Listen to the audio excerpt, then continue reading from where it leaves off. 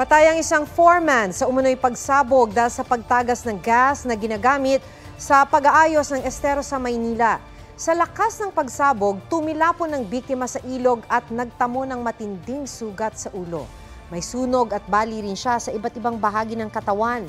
Nagwe-welding daw noon ang biktima sa tinatrabahuhang retarding basin.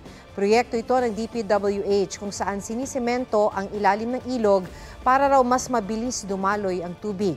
Sugatan naman ang isa pang trabahador na nasa mabuti ng kalagayan. Tingin ng Manila Police District, posibleng naiwang nakabukas o sumingaw ang tangke.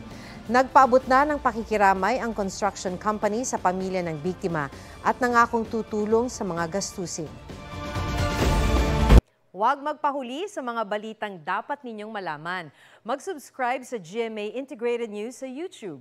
Sa mga kapuso abroad, subaybayan nyo kami sa GMA Pinoy TV at sa www.gmanews.tv.